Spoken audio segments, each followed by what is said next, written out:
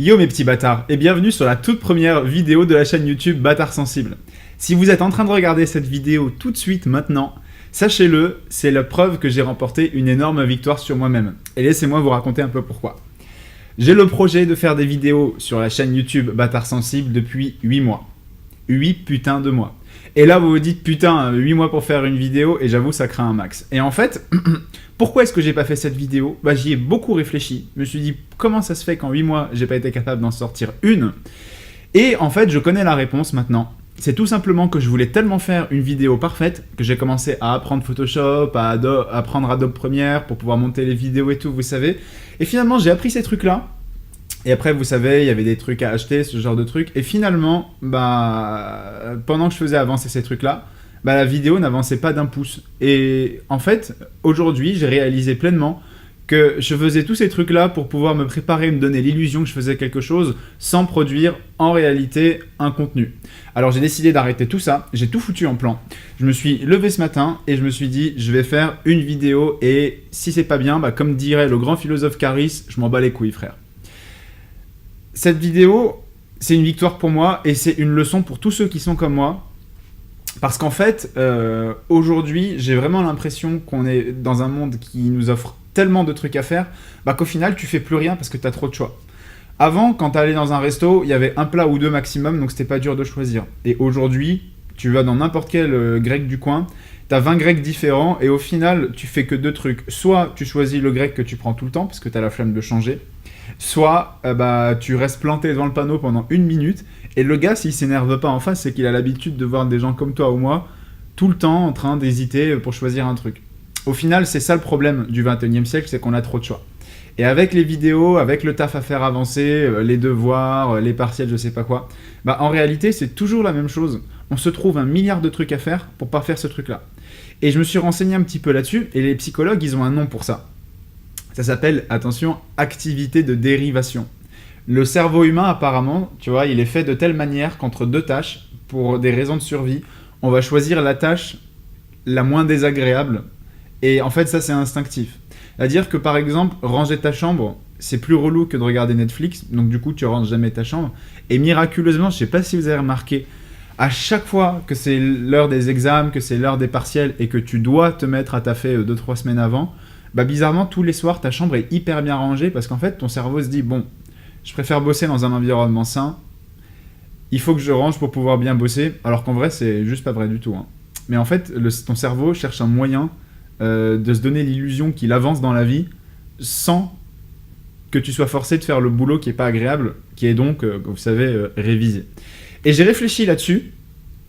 Et je me suis dit, en fait, il faut vraiment combattre ce sentiment à la racine, et c'est pour ça que vous êtes en train de voir cette vidéo. C'est parce que j'ai décidé de tordre le cou à ce truc-là, et je me dis, putain, non, ça y est, c'est fini. Maintenant, je m'en fous, même si je fais des trucs pourris, je les assume grave, ils se retrouvent en public, et c'est pas grave, parce qu'au final, l'important, c'est de faire des trucs dans la vie. Regardez nos politiques. Quand on réfléchit aux hommes politiques qu'on a, assez basiquement, c'est des gens, c'est pas forcément des gens, forcément géniaux dans leur tête, mais en fait, le truc qu'ils ont, leur grande qualité, quand vous réfléchissez, c'est qu'ils sont là depuis 20 ou 30 ans et qu'ils lâchent jamais l'affaire. C'est-à-dire que même quand ils sont à 2 doigts de perdre une élection, ils se présentent quand même.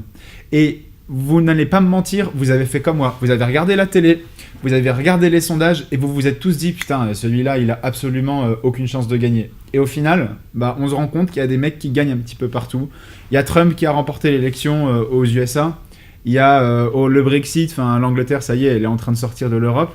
Et peut-être que demain, ce sera Mélenchon au 2e tour, alors qu'on le donnait super bas dans les sondages parce qu'il est en train de remonter de malade depuis 2 semaines. Et imaginez un petit peu qu'il ait abandonné sa campagne en voyant ses scores pourris du début. Non, il n'a pas bougé, fidèle à sa ligne, il a avancé et au final, aujourd'hui, peut-être qu'il se retrouvera au 2e tour. Et il a tellement de chance d'être au 2e tour face à Marine Le Pen que les marchés financiers sont déjà en train de s'affoler. Donc voilà la leçon qu'il faut tirer de tout ça. Putain, les gars, on doit se bouger, on doit faire des efforts quoi qu'il arrive. On peut tous être victimes du sentiment qui nous pousse à pas faire des trucs. Et au final, la seule solution, c'est de les faire même quand ils sont pas parfaits. Je vais vous donner un autre exemple. Parce que là, maintenant, je pense que je suis lancé sur le sujet. Et d'un coup, j'ai plein d'expériences qui me reviennent des années précédentes. De trucs, en fait, que j'avais toutes les raisons de refuser, que j'ai fait quand même et que j'ai pas regretté. Et je suis sûr que vous avez les mêmes dans votre vie.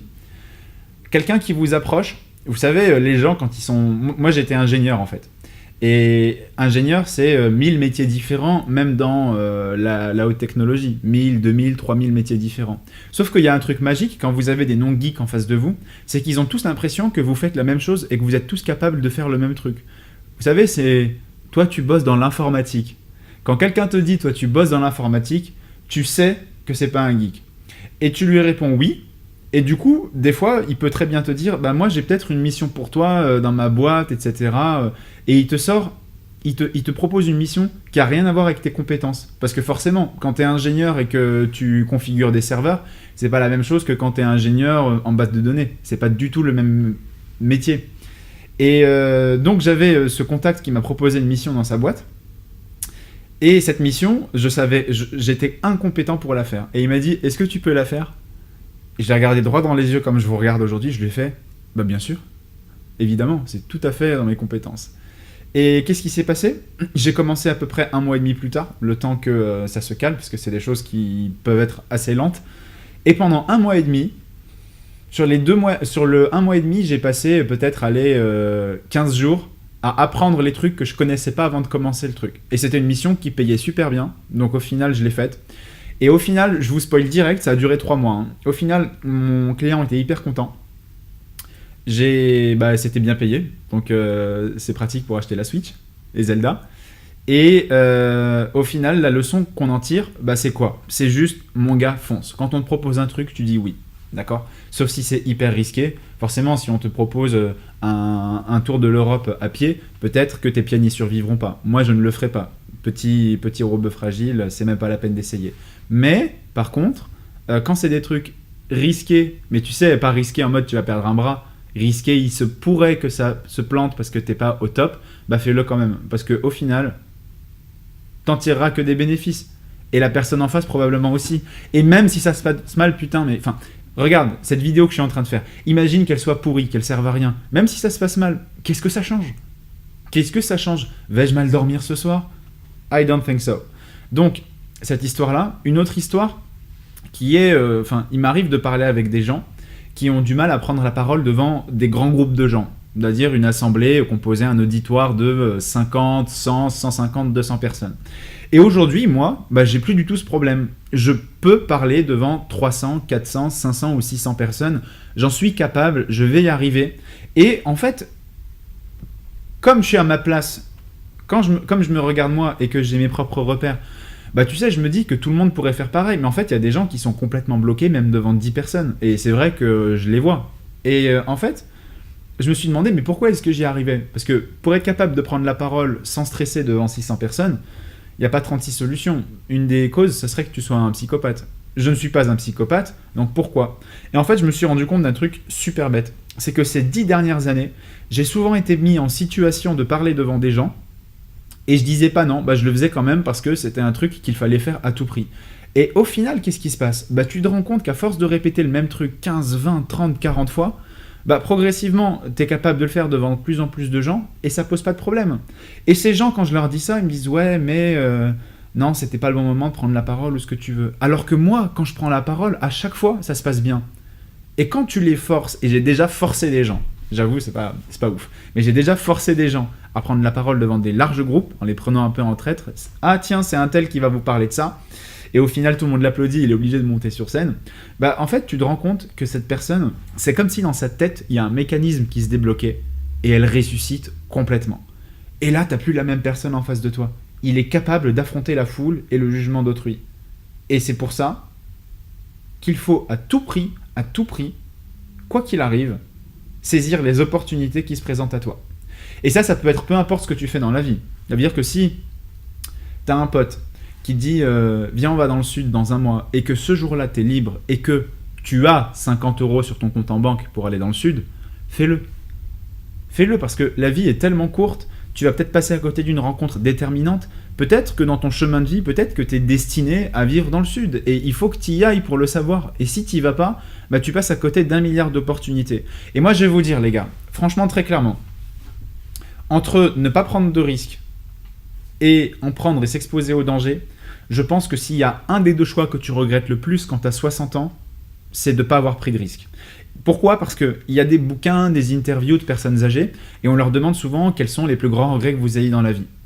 J'ai jamais entendu une personne âgée dire « Je regrette d'avoir pris trop de risques. Je regrette d'avoir tenté ça. Je regrette de m'être planté sur ce projet. » Par contre, des seniors du troisième âge, 60, 70 piges, qui disent « Vous savez, moi je regrette j'aurais vraiment dû vivre plus pleinement ma vie, vivre plus à fond, prendre des risques. » Et bien ça, on l'entend souvent. Donc la conclusion de cette première vidéo et la leçon qu'il faut en tirer, c'est que quoi qu'il arrive et quoi que ça te coûte, il faut que tu prennes des risques. Et après, peut-être qu'on pourra, dans une prochaine vidéo, expliquer pourquoi est-ce que le cerveau humain, il doit te protéger du risque. C'est très intéressant comme discussion. Et pourquoi est-ce que toi, aujourd'hui, dans ce monde-là, tu dois aller contre cet instinct de ton cerveau parce que ton cerveau, aujourd'hui, te force à faire des trucs que tu ne dois pas faire. Voilà, c'était tout pour aujourd'hui. N'hésitez pas à laisser un commentaire, un pouce bleu et à vous abonner à la chaîne. Il y aura d'autres vidéos qui suivront tous les jours, je l'espère. Et si vous avez une remarque à faire, vous la postez en commentaire. À bientôt mes petits bâtards.